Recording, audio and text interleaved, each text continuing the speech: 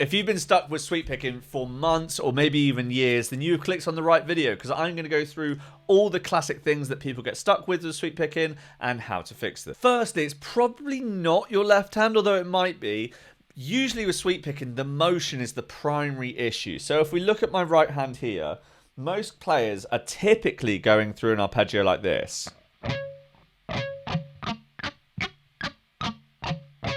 where every single little note is picked, when really what we're after is the smooth rake, right? So if you've ever raked or done something like this, that's what we're after. So now let's look at combining that with a D minor arpeggio shape. So that should look like this.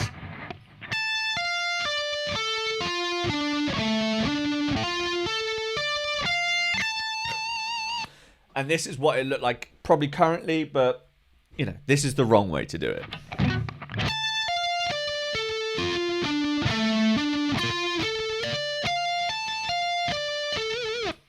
So make sure when you go through it, again, you're probably going to have to do this at like 20 BPM, and I'm not joking. You need to be going very, very slow in order to actually see some results with this kind of stuff.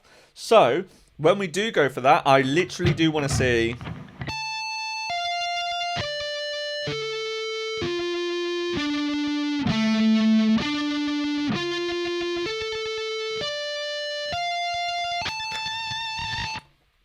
So if you're playing faster than that, you are messing yourself up. You're ruining your own progress. Slow down.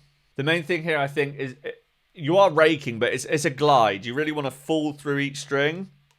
You see how when most people do that pick, they actually have to move their hand to get that motion. You should be able to fall onto the next string and then fall again, fall again, fall again, fall again. So for the motion, let's just speak about what our arm's going to do. So overall, it's going to come up and down like this. And you see bicep, forearm, and wrist/hand are all moving at the same time.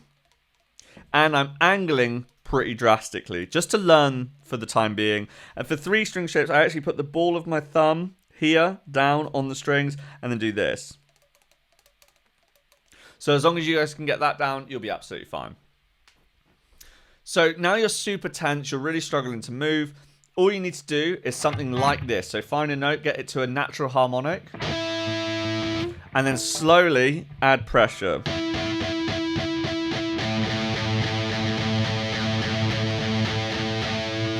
And you see just how little pressure you actually need to apply. Now do this to an arpeggio shape. Or...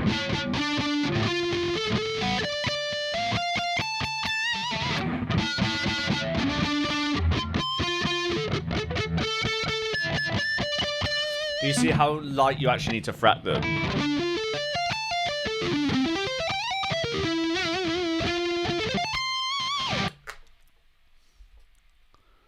So one thing I've done to kind of help myself with this before is if you hover over each note like you're trying to get a natural harmonic, but play the arpeggio like that, so like this.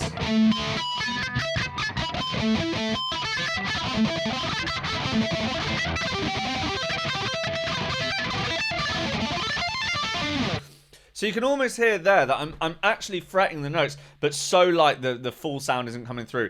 And if you can't do that, you're just adding too much tension the entire time.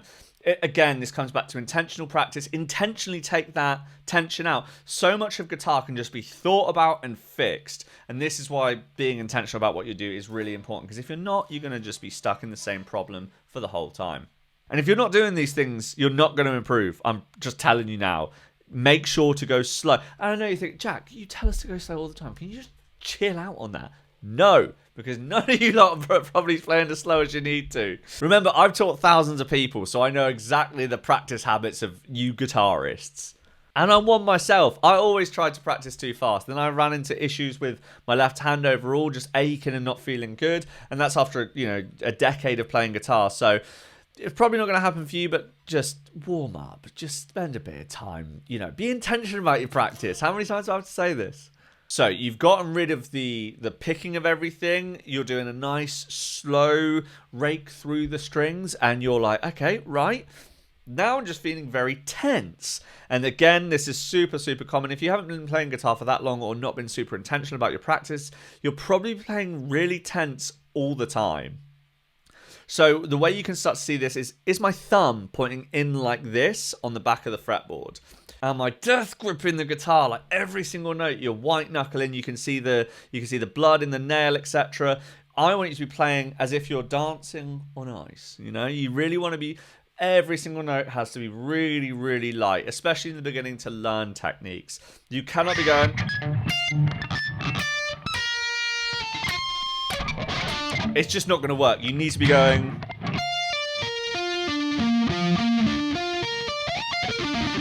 I suppose one of the things as well is you're just playing too fast. You're not learning slow enough. And yeah, I have already said that in the beginning of this video, but it's crazy important. I've got students on Shredders University, the light version, that will send me videos like,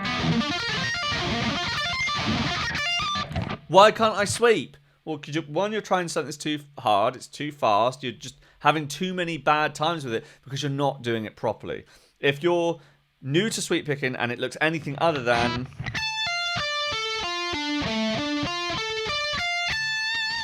you've gone wrong. I'm just saying, you've gone wrong. If it's faster than that and you're doing different shapes than that, you've gone wrong. I'm personally a big fan of starting with 5 stringers. That actually teaches you sweep motion, whereas 3 string isn't the same motion. So you're not learning sweep motion, you're learning A motion, it's just not sweep motion. And you're here for sweep picking. The next thing to speak about then is you don't have a routine. You're just hoping for the best, picking up random arpeggios wherever you can, being like, oh, please sweep, gods, let me sweep. You don't have a tempo ladder. You don't have actual what shapes you're going to go for. You didn't think about the intentional practice of it all. You didn't think about understanding the motion, understanding the shapes, understanding 2-string shapes, understanding 3-string shapes, 5-string shapes, 6-string shapes. There's too much to consider and you just have not done it.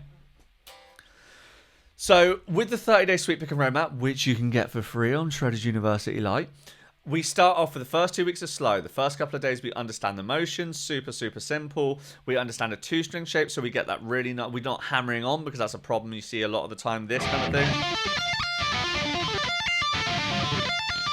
Rather than... So you got 2-string shapes. And then you go for your first full chord progression, you understand the chords in a scale. But you see how every day you've got something new to go over, or you've got a couple of days to practice it, and it's all thought out and intentional. If you need help with that, feel free to comment or give me a message. Obviously, I do reserve doing full routines for full Shredders University members, but that's always an option for you as well. So if you do need help with the routine, best bet is to get on Shredders Lite and ask around, or go to the full version of Shredders University and find out there. You need to be thinking about things about split practice, gradual tempo improvements, gradual motion improvements, filming yourself regularly. Get these things done. Otherwise, just say, I'm not going to bother practicing, because why would you otherwise? I'm also a big fan of tracking things. So if you have a physical book where you can write, today I got to 130 BPM, tomorrow, you know, I aim to get here. I was having problems with this thing today, you know, actually physically tracking what you're doing. Otherwise, again, you're not going to notice your progress day to day, so you might just want to give up. Whereas the reason I set the 30-day sweep picking roadmap to 30 days is because you're not expecting results for 30 days, but I'm going to get them for you in 21 days, so you feel even more pumped and you want to try some more things. Make sure to actually video yourself playing often, or play with a mirror or something like that set up, because again, you might not know what the correct motion is or what it should look like, but you sure as hell should know what it shouldn't look like. If you've got your thumb over or something, it can be an absolute madness. So make sure that you're being very pertinent with recording yourself. So I think the thing to take away from these 4 ideas is you're not bad at playing guitar. You're just going about learning sweep picking in the wrong way. And, you know, most guitarists suck at intentional practice. So don't hold it against yourself. It's just classics. It's what we do. So I suppose the overall thing is focus on the motion, practice properly, join Shredders University Lite because it's free. Why the hell would you not? Give the 30-day sweep picking roadmap a go. And I suppose an optional one would be, if you can't sweep, give me 30 days. And I'll change it for you. If you want my personal help with that, come to Shredders University 2.0. If you think you can do it all yourself, which clearly you haven't before, so why would you now? I mean, you have a great routine in what I've planned for you, but still good to get check-ins. Make sure to come to Shredders University. If you need any help with anything else, give me a shout. If not, I will catch you all soon.